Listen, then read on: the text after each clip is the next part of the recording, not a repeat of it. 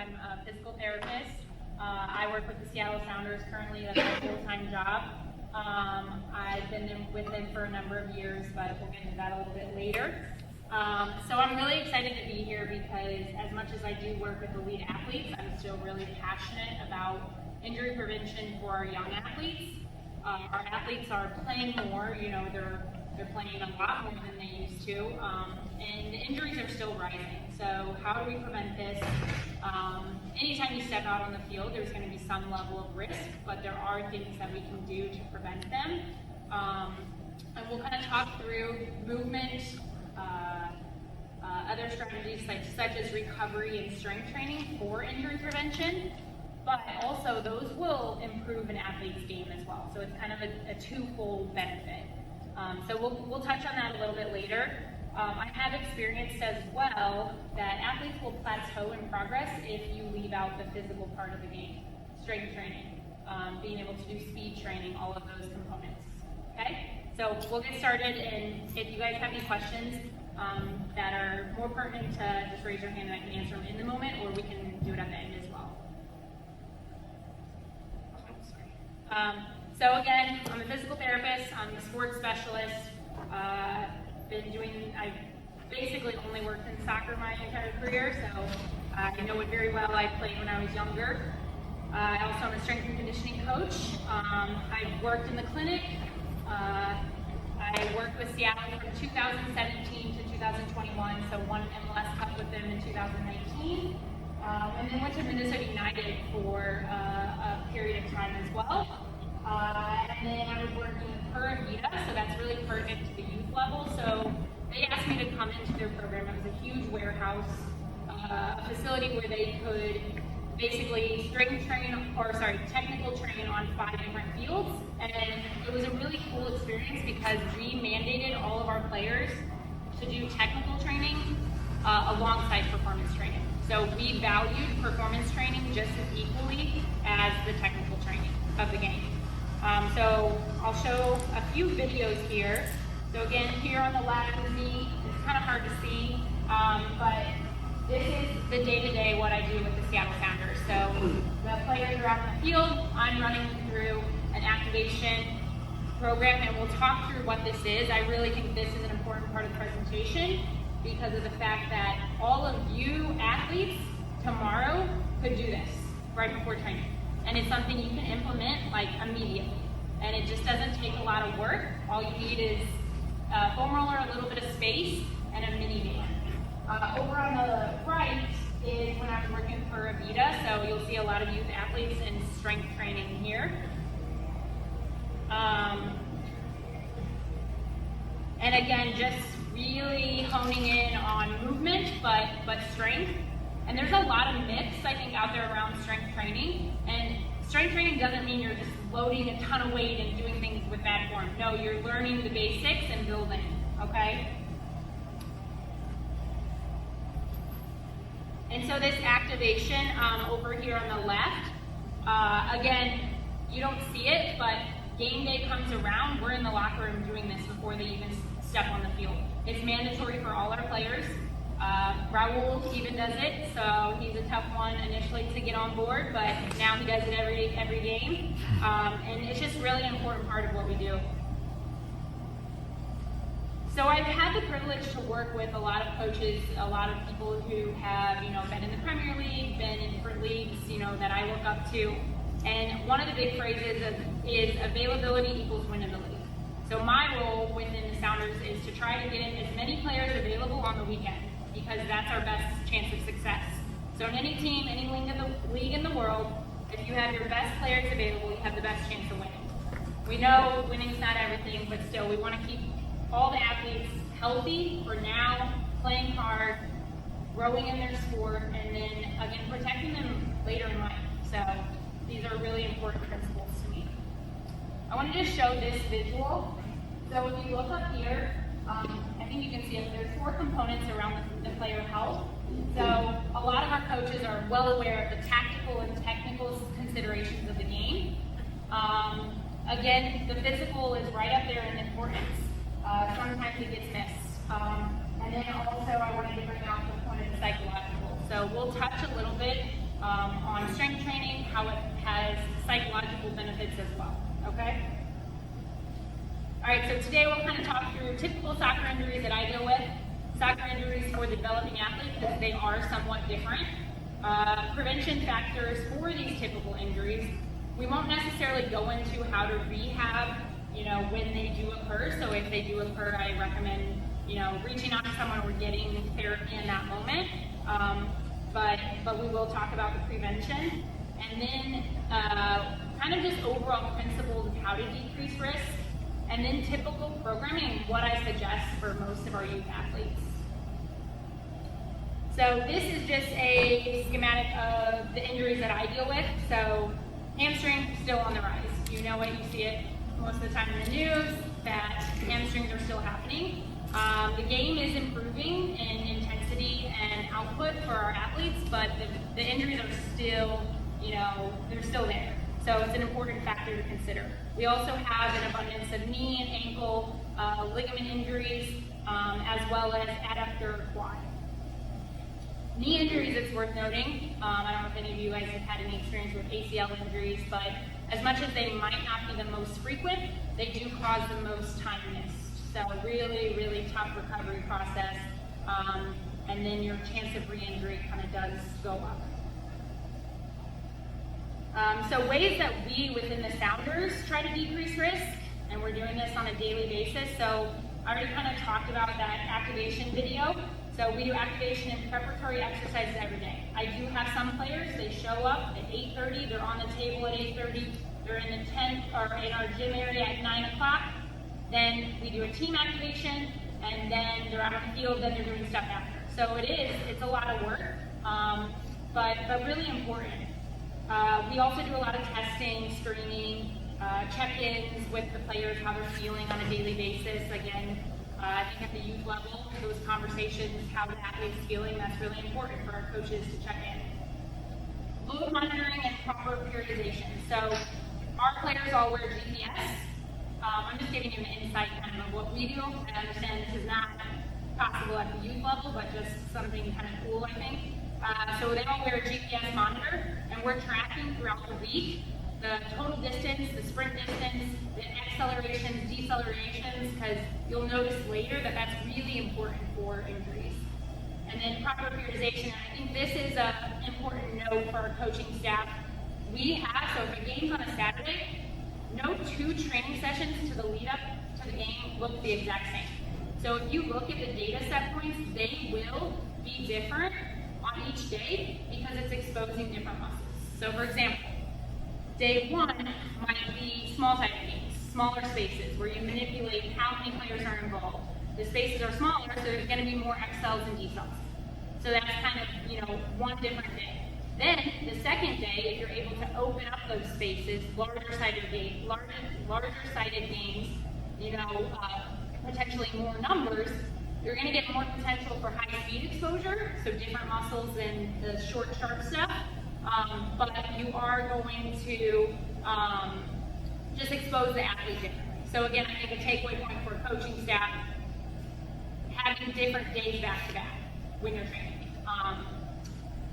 And then gym programming and strength training. So during season, we do strength training twice a week, and off season even more than that. So it is still a really important component. And then nutrition and recovery principles, those can play a big role in the health of our athletes. I think I'll talk a little bit more on this later as well. And then communication, just among the staff, the players, how they're feeling that day. So in the developing athlete, so I'll kind of break it up into two components here. And I will say this is an incomprehensive list, so there's more injuries out there. We're not going to touch on every single injury today, but these are the most that I've experienced with the youth athletes.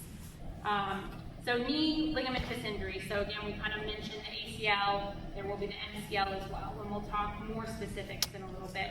Muscle injury, still hamstring, adductor, quad. I do see more adductor and quad injuries in our athletes who are growing, playing more, because think how much they're striking through the ball. So there's just that exposure spike. Ankle sprains will still be kind of present. Growth plate injuries. So When the athletes are growing, they're at a risk of growth plate injury, so this is a traumatic one, so we classify it on like a scale, like Salter-Harris fractures, different type of fractures. And then the one I really think that we can hone in here is on the overuse injuries. So again, they can happen at the growth plate. A lot of this will happen with our runners or more loaded exposure if there's a nutrition deficit, more things like that. The pars fracture, so that is actually a fracture of the spine. And I do notice this on the rise just because almost all of our athletes are playing on turf. And that is a harder surface. The ability to absorb force is less, and then sometimes it goes up through the spine. Often too, it's an extension-based injury, so a lot of movements, moving back, striking through the ball. It's common in gymnasts as well. But that's an important one to just be on the guard for if your athlete keeps complaining of low back pain. Apophysitis, so I don't know if any of you have had any experience with Sievers or Osgood-Schlatter. So that would be when the tendon is pulling at the part of the bone, and there will be a little growth of the bone in that area. So you'll notice the little bumps on the knees, they'll complain of persistent pain when playing, and then also a hip avulsion fracture. So this can happen, typically, it can be an overuse related injury, but typically it becomes worse in one moment, where striking through the ball, they feel a pop in their hip, and what happens is the tendon just pulls off a piece of the bone on the, it sounds worse than it is, but it will take about 6 weeks typically to heal, and so again, it's just repetitive kicking. And then tendinopathy, so at the Achilles, patellar, and quadricep. So we'll kind of go into more specifics of these. So the knee ligamentous injuries. So everyone's heard of the ACL, had some exposure, someone who's had it. So with this, and with any injury, there's modifiable and non-modifiable risk factors. So modifiable means we can change it. Non-modifiable include genetics, anatomy, gender. So females at the moment are more commonly going to injure their ACL. And with that being said, we can really address the modifiable risk factors. So that's what we should go after. Those are the things that we should work on. So biomechanics. So a lot of times you'll see the dreaded mechanism of the knee just collapsing in, and the knee buckles, they hear a pop, and there's some type of, devastating injury. So biomechanics of the knee collapsing in, but also then that ligament and quad kind of dominance. So a lot of times if someone's like doing a jump, they'll land really stiff-legged like that instead of absorbing the force, okay? Load management, so our athletes who are in a fatigued state typically are more at risk as well. Strength as well, so the hamstring does the same thing as the ACL. The hamstring controls the tibia, and so if you are weaker in that muscle, you're going to be potentially more at risk.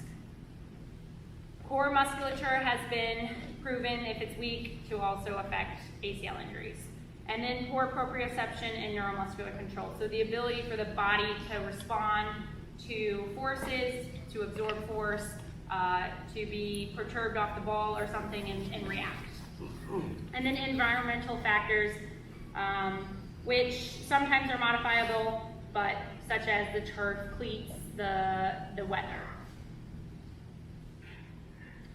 So again, just to give a picture of how do we prevent this, we're going to work on the things basically that I listed. So we're going to improve the mechanics, teach an athlete how to land from a jump, work the muscles to work on some of that imbalance of the quad, the hamstring.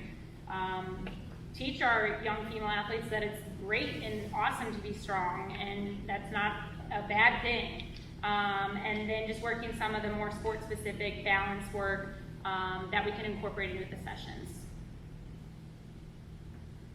So muscle injury, again, you'll see throughout this process there's a lot of common themes that we'll kind of circle back in. But strength, core, and lower extremity musculature, the biomechanics, so everything attaches at our pelvis. So if the hamstring is in a bad position to start, is in a lengthened position to start, and you go out and you sprint a ton, likely it's going to be overloaded. And so with that, the loading mechanics, so I kind of talked on before how the quads and adductors are in a vulnerable place with a lot of striking through the ball. If there's a ton of shooting throughout the week, the hamstrings are at risk with a lot of sprinting. So you'll see, again, game, they'll pull up, you know right away it's a hamstring injury. But that's when they're most at risk. But that doesn't mean we don't sprint, because it's sprinting is a vaccine for hamstring health as well. So we want them to sprint, but it's just how much, right? And so we require our guys need to hit above their 95% max speed at least one time a week to keep them healthy. So again, here's that kind of chart, and I know this is not totally applicable at the youth level, but I think the examples I gave of small-sided games one day, large-sided games the next day, given that space permits, is an important way to actually make it applicable. But we, again, want that there to always be that gradual build of loading. It's never like, oh, they got 2 weeks off, so now we're going to crush them. That shouldn't really be that way, right? There should be that slow, gradual build up, because otherwise you're exposing them. And again, we talked about hamstrings more at risk with sprinting, and quads and adductors more at risk with striking through the ball a ton. Ankle sprain, so strength of the whole chain. It's not just at the ankle. Typically, if I see an ankle problem, I have to look up at the hip. So everything is a full body analysis, full body focus. So we look at the strength of the ankle, foot, hip, single leg control. Are they stable in one leg? Most of the time during soccer, our athletes are actually on one leg, so they need to be stable. It's awesome if they're great in a double leg position, but if they're not when they go to one leg, it's going to affect a lot of things. In balance, proprioception, and shock absorption. And again, not necessarily rehab, but all of the things that we would work on, all the things that were listed above are things that we would work on. So working on the balance, working on the strength of the calf muscles, being able to do contact drills in a controlled setting and then on the field. So into those overuse injuries, so the avulsion, apophysitis, stress fractures, again, these can be more complex to deal with, and they can, I'd be lying if I didn't say, like, most of our athletes have one of these things, but that's where the big difference is it's harder for young athletes to know when to play through them. It's harder when they're growing, like a lot of these things are happening because our athletes, their bones are growing, their muscles, tendons are trying to catch up, and there's moments of pain. So again, a lot of the tendinopathy type stuff is happening because of they're growing. Now the tendon is pulling on the bone. The muscles aren't strong enough to take the force, so how do we put less load through the tendon? Well, we get the muscles stronger. We share some of that load. We work on all of these things. Again, just kind of repetitive here. So if there's Seavers or Achilles tendonitis issues, then we're going to work on the calf strength a ton. If there's quadricep or patellar tendonitis and the Osgood-Schlatter's, we're going to make sure we're working on the quad strength. And then just monitoring the repetitions throughout. So common trends, we've kind of discussed this in length, but strength and movement training must be a priority. I think I've worked with a lot of parents, I've worked with a lot of youth athletes, and I know that your schedules are insane and everyone's trying to play their sports, and I think I grew up in maybe one of the last generations where like 3-sport athlete was a normal thing. So I played soccer, basketball, and volleyball, and getting out there doing different movements was normal, but it's harder. But prioritizing, I challenge you to prioritize this because it's really going to benefit in so many ways. So cross-training and sport variability if possible, and that doesn't have to be like an organized sport. It can be the kids going out and biking, making sure they're swimming, doing different things that are different than the repetitive strike and kicks, all of this. Just trying to get them out running around, like that's cross-training too. And then I always like to throw in nutrition and sleep, which is sleep is going to be our best recovery tool. Are really low-hanging fruit for injury prevention. think they say LeBron James sleeps like 12 hours a night. Like there's a reason like he's still playing at this age. You know, he's doing things well. And so just a reminder, throwing that back out there. And then load management's important. So again, I've talked a lot about load, and I think it can be confusing. We do measure load in terms of what their GPS output tells us. That's their physical external load. You can also monitor internal load, and a lot of that's the response. How is the athlete responding? So that can happen in a simple, hey, how do you feel today? Like if your athlete looks really tired, they probably are. And it doesn't mean like, hey, they can't do anything. I'm not trying to take that route either, but just being mindful of the changes in the athletes. And I did read, and again, I know it's a huge balance of like what's too much, what else to do, how to make it all fit in a week, but I did read that if your athlete's age should not exceed the hours of work should not exceed the athlete's age. So for example, if an athlete is 12, they shouldn't do more than 12 hours of sport-specific training that week. And that's, you know, again, there's different ways, like there's things that are gonna improve your game that aren't necessarily soccer training, right? Such as going out for a jog, doing different things, but that was just general kind of advice that I've heard. Again, take it with a grain of salt. There's benefits to honing in on your craft, but just want to throw a different view out there. And rest and recovery days are important. So we mandate our guys take off days. Some of them really enjoy it, and some are like, no, I want to work. But rest and recovery are important as well. And then again, athletes will plateau in performance on the field if they're not supplementing it with strength training. So again, just a few more principles to mention. So recommendations from me, cross-train. So I think it's a priority. And then take time off from one sport during the year. Again, this is another pretty general recommendation of you should have about 8 months of your sport and then have a little time off. They're not going to lose everything. And again, there's been a lot of studies on sports specialization, on the burnout that comes with it, the psychological stress that comes with it, and just in the injury that comes with it. So we talked a little bit about, identify if there's an energy deficit, nutrition being important, and then teaching athletes to listen to their body. I think that's, it's okay to feel things. That's okay. And I think also starting the conversation, and all of you here, there's a difference between pain and injury, because I would be lying if I had said, athletes will never be in pain. You might have soreness, you might have soreness after training and some pain, and that's okay. But there is a difference between like injury, and you'll figure that out, I think, like over the years of playing, and just having those open conversations with your athlete helps. So these last two things we'll touch on, go into more detail now. And I already mentioned the warm-up and activation, and that's something, again, I kind of challenge you all to start as soon as you can.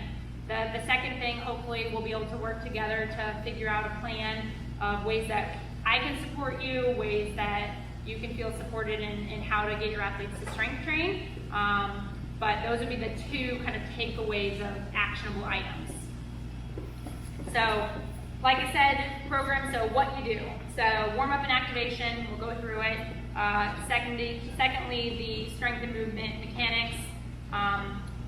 And that's just the what. Like, I think there are different ways you can do it. I have my way. Someone else probably has a different way. That's going to be great. But for me, it's really about how you do it. And I really challenge all my athletes. Like, I challenge them. I've worked with tons of athletes. I can build a strength training program. I can do it, but the program is for you. And I challenge those athletes that are interested, that they, really take ownership of it. And again, that's so much on me to educate and to empower and to make sure they understand why they're doing certain things, make it fun. But I really, really stress that you're going to get out of it what you put into it, because it's not for me. I had a colleague once tell me, and this is, I mean, with professional athletes, and I still try to live by this, I can never care more than someone I'm working with. So if I'm working with someone and they care 49% and I care 51%, because I've struggled with in the past where I care too much, and the relationship won't work. So if it's 51 them and I'm 49, I'll take it. But just really, I try to carry that through to really make sure that everyone's kind of taking ownership of their part. And then when you do it. So consistency of the strength training, really, really crucial. I've had athletes and parents tell me like, yeah, let's start this program, let's do it, I'm ready tomorrow. And then I see them once a month for maybe 2 months. And again, like, I'm just gonna be brutally honest, you're not gonna get anything out of it. If you wanna be faster, stronger, being able to shield the ball more on the field, like 1 time a month will not help, okay? And then same with the activation. I always tell the athletes, like, 5 to 10 minutes a day adds up. You do 5 to 10 minutes a day throughout the whole year, so 5 to 10 minutes of that activation. Think how much that's gonna add up. Little and often is what I try to push for some of those like things that maybe aren't as fun. I get it, everyone wants to have the ball on their foot, they wanna be playing, but it's part of the game, so. So typical programming.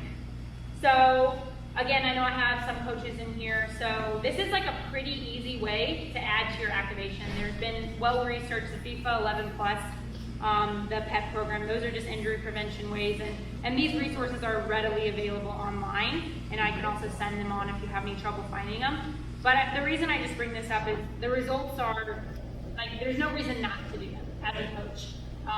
So they've done, many research studies on this, and it reduces the risk of injury. So why would we not, do it? And I think it's just an easy way, it's right there for you. We at the Sounders, we go a little more individualized in this, but it's a really easy way to just throw it into the warm-up, incorporate some of the things, and if you guys or coaches need help kind of how to implement, I can help be a resource for that as well. And yeah, you can see in the study over here, the warm-up program reduced the risk of injury in soccer players by 30%. So pretty great. And again, you're gonna do a warm-up anyways, so why not just throw some of those things in there? Warm-ups typically just include the range of motion, blood flow, trying to get the heart rate up, and that helps. All right, so here is just an example just of what I do on game day. It's gonna be kind of boring to watch at least the first few minutes. And I'll talk through all these individual components in a little bit. So all the athletes in the room watch up so you can see what you should do before your games. But yeah, kind of a little bit foam rolling here. I'll just scan through. Hopefully you can see it well enough. Sorry, it's not the best screen color. So foam rolling. Then we go into some of that mobility, hips, back, making sure everything's moving well, hamstrings. Then we go straight into some core work, just to get everything in a good position. And then the glutes, so with the mini band. Excuse me.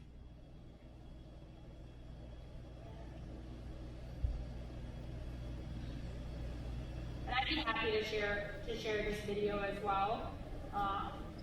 Some of the functional work, where you're standing, and then a little bit of balance work. And again, I don't want to bore you with all of it because I'll show it in a little bit. You can see his hips struggle to do this, but just trying to make, you start kind of on your back, doesn't look like soccer. By the time at the end, it's a little more fast-paced, looks a little bit more like soccer. This is like the exact thing you do when you're changing direction, being able to load the leg and explode off. And then just move on into your mobility.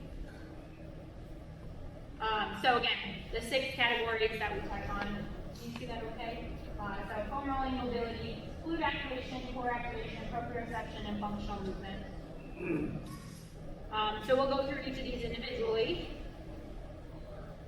So foam rolling, so I normally just have them go 30 seconds through all the body parts. So start in the back, move down to the glutes, move down to hamstrings, move down to the calves, flip over, quads, hip flexors, and then outside hips, inside hips.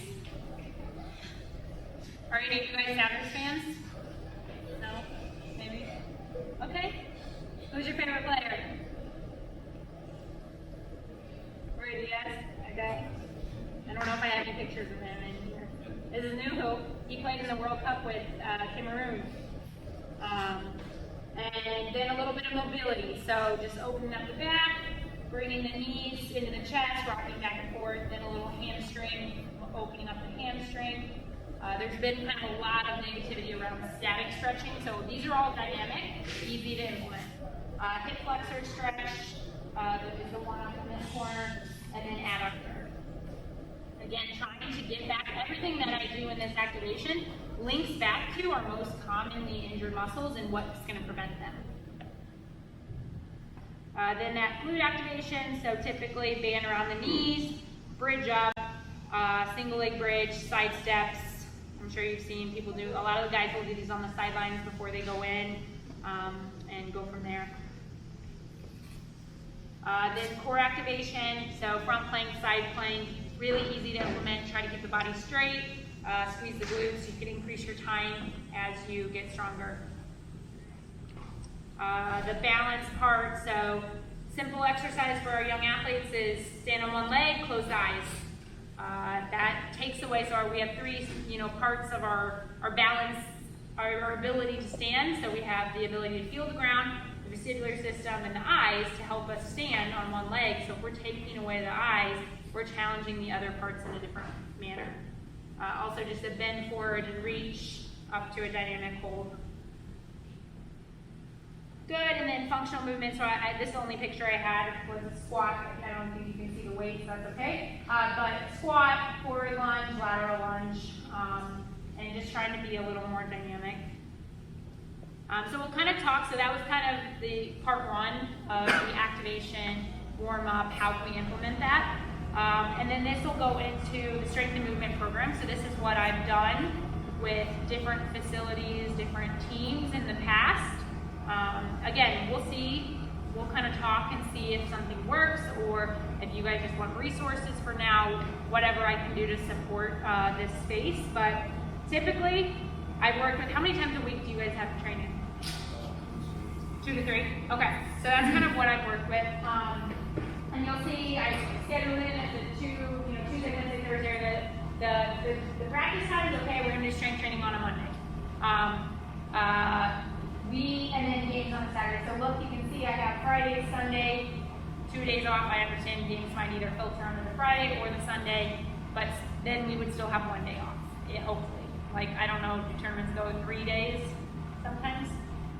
Yeah, so obviously there's that flexibility in the program as long as the schedule is given in advance. We, at the Sounders, so we train on, typically we'll train on the Saturday, and so we build up. We would train here as well. We have Monday off. So on Tuesday we would come in. It's a hard push day. So it's a day where we're doing those small-sided games I talked about, and then we do a gym lift after. Then Wednesday is the large-sided game, so really mimics the game on Saturday, and we do our heavy lower body lift that day. So on a Wednesday, they strength train really heavy. They all feel terrible on Thursday and complain about everything. And then they recover Friday, and then they're ready Saturday. But the idea is that, yes, Wednesday is hard, but if we never push them during a training week, we're never going to get better. So we want to push them, we want to come up high, but then we want them to get that recovery as well. So here's that 8-week cycle. The reason I put 8 weeks, so 6 weeks into a training program, into something new, there's really no true changes in the muscle strength or the hypertrophy, the muscle size, but there are changes in ability to do the exercise because the neuromuscular system, the ability for the muscles and the brain to connect and be more efficient is better. So I do really try to push for at least 8 weeks if I'm creating a plan. And then this is what 1 day looks like. So athlete shows up, typically about an hour of a session with me. And again, this can be done many ways. I'm just kind of showing what I do. So still do the warm up. I have a general theme typically. And I normally start with, how do I teach an athlete to squat? How do I teach an athlete? Because squats carry over to vertical force development, that carries over to sprint speed, or top speed, our ability to jump high. And again, you guys don't need to remember all the details. I just nerd out by it, but we'll start with kind of that warm-up period. Then I go straight into speed and power, explosive work, because they're at their freshest, and we want to see them performing really well. And then a strength block, and then metabolic work. So that could be, if they're in a really tough training part of their season, that could be light touches with the ball. That could be, hey, you're actually in your off season and now I'm gonna push you. We're gonna work on sprint training. We're gonna work on speed work. We're gonna work on agility, all of those type of things. And then kind of getting back to all my coaching points will be here, but just a reminder that throughout the session I'm educating, because I think it's really important that those athletes are part of the process. So yeah, that's kind of it. Those would be the two suggestions that I kind of think any youth athletes should be involved. I've done a number of these kind of presentations to clubs, and that's my experience, my suggestion to really just bring that in. Again, I think it can be overwhelming because there's so many things that are pulling you in different directions. Of course, the technical, tactical, all of that element. You're not a soccer player without it.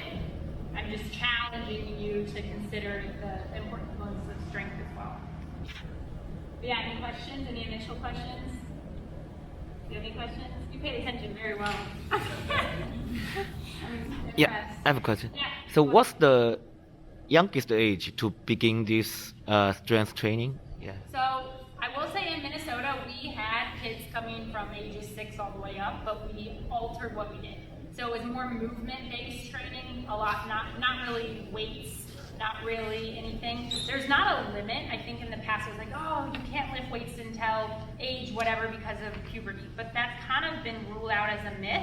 And as long as there's a proper progression of the weight training and someone is honing in on your form and not just like throwing weights around, I think a component I did initially miss was, yes, the athlete probably could do it, but are they mature enough to do it? And some 7-year-olds, some 8-year-olds, and 9-year-olds, no. And some 10-year-old, or I think it was like 8-year-old surprised me, and he was just so mature, so ready, so on it, that it's not really about the age. I think it's more about the individual maturity level and the ability to have that gradual build. Cool. Thank you. Yeah, of course. Yes, go ahead. You talk about it a lot on prevention of injury. Yes. So what happens if injury already happened? And Yes.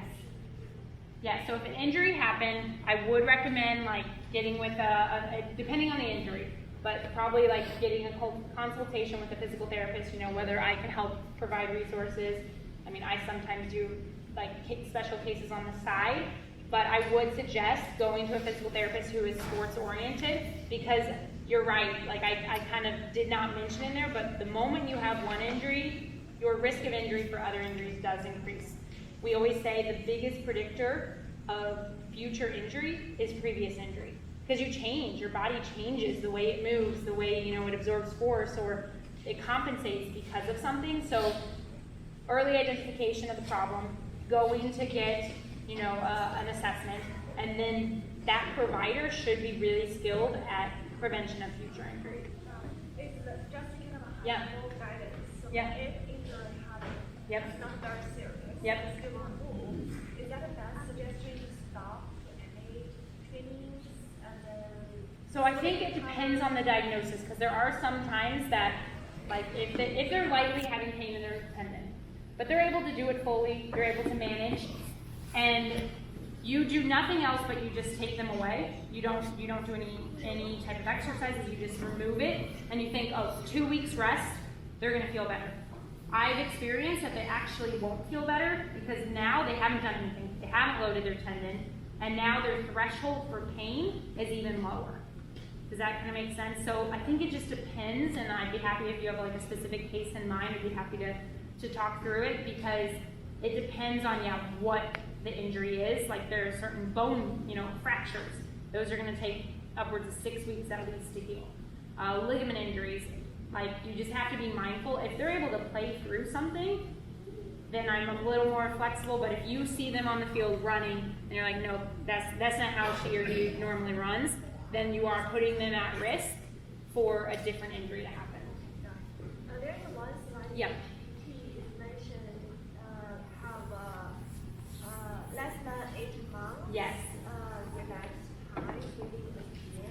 What is specific logic or theory that means? Like- Because and why we happens and what is that? Like having sports special. There's some researchers out there, and I can cite them that say that like sports specialization is increasing the risk of injury. So if you train 12 months straight through the year with no breaks, that you're at increased risk. So if you take like a month here, like kind of using those break times is important. So again, it's kind of, you take it with a grain of salt. That's some people's recommendations. Other people are on the end that sports specialization is how my athlete's going to get to the next level. I just think you have to look at your athlete at hand. Are they able to cope? Are they able to continue what you're doing, or are they constantly, oh, I'm in pain, I'm hurt, and maybe then you can modify based on a special scenario.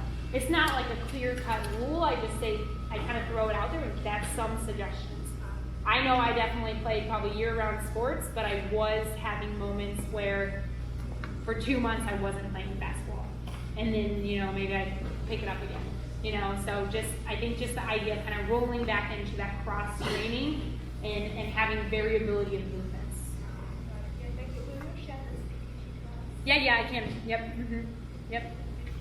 I have a question. Yes, for sure. So Dr. Hillary mentioned that there's a certain time you should not be beyond the training time during the week based on the age. Yep. Say if like a 12 years old, you should not have more than 12 hours old, 12 hours of training. But I would say in our club, the people I know, like a lot of people like beyond that.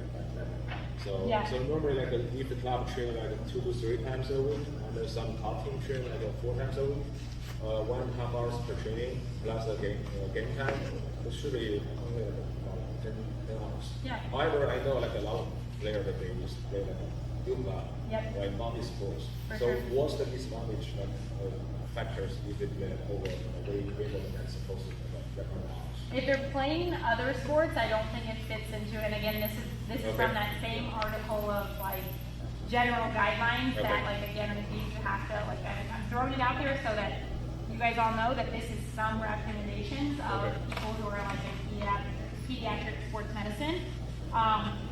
But it really honed in on the fact that it's 12, so say 12-year-old, 12 hours with that sport.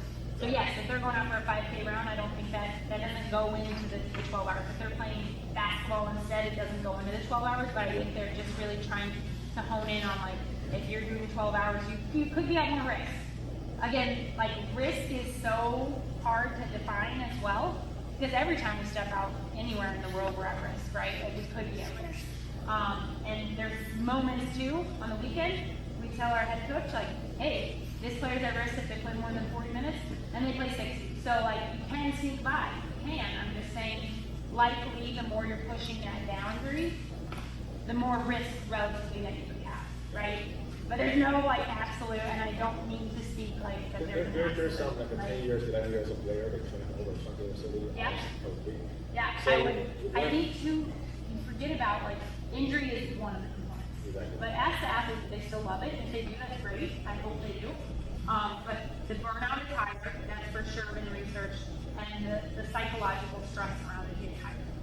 Because I don't want to use like the word like educate, right? Because Yeah. nobody want to be educated. So Yeah. I want to share something like I have particular like the doctor recommendation or Yeah. like an article, so I can share it with my family. Yeah. And it's just because a lot of people say, hey, don't listen to anybody else. There's a lot of great video on Instagram, YouTube that players can train every 2 hours every day, so we like it.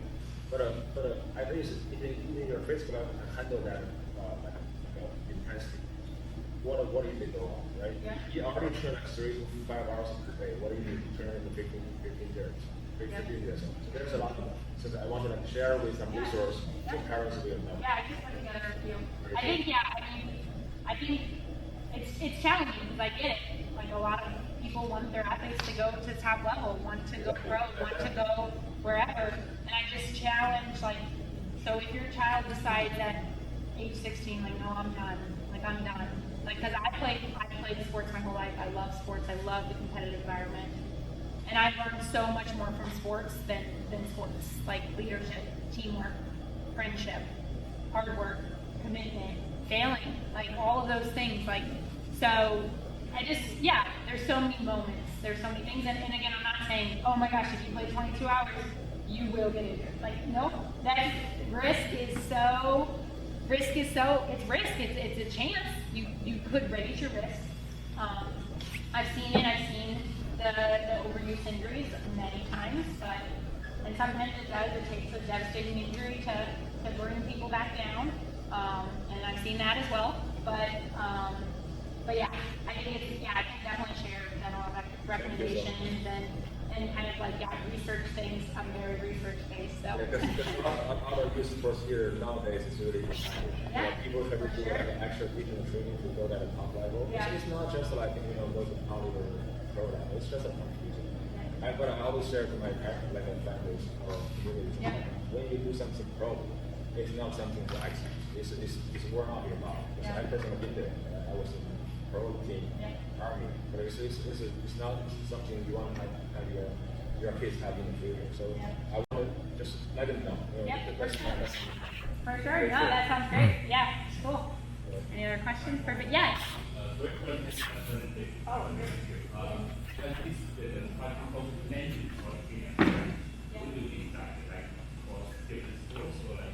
Yes. Yeah, so cross training can mean, playing different sports, but I recognize, I talk to my parents now, and again, I played 3 athletes or 3 sports growing up, but I think it'd be unrealistic now, just with how expensive they are, the time, everything, like, it's kind of crazy, but I think it's just encouraging different movement patterns.